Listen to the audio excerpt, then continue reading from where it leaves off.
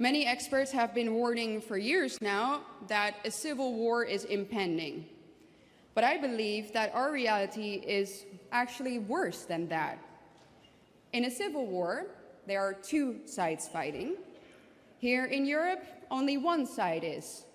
And I can tell you that it's not us. It's not the white native population of Europe. That doesn't mean, though, that the average European is okay with all of this.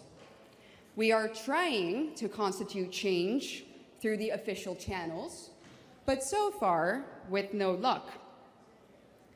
For example, in my country, the Netherlands, Geert Wilders' party got a whopping 25% of the votes in the elections of 2023. That's more than he's ever gotten before. And Wilders' single most important aim has been to close the border. In fact, our current government has implemented the, and I quote, toughest immigration policy our nation has ever seen. The result? 130,000 immigrants entered in the past year alone. Despite Wilders' efforts, so much so for the toughest immigration policy we've ever seen. And this is a pattern we see everywhere in Europe. Right-wing parties win the elections. In some countries, they even win with 30% of the votes. But since they never gain an absolute majority, coalitions have to be formed. And what always ends up happening is either one of the three following options.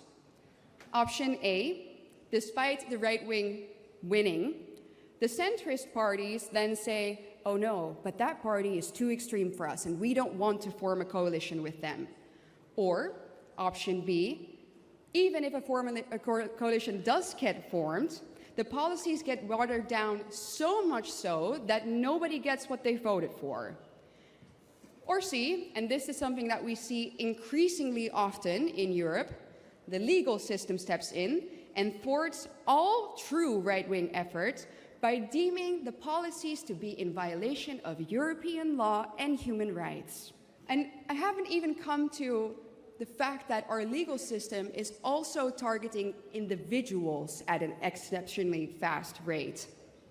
Not just politicians and activists, but also private citizens who dare to speak out against the regime are being targeted, arrested, prosecuted, and even sent to prison.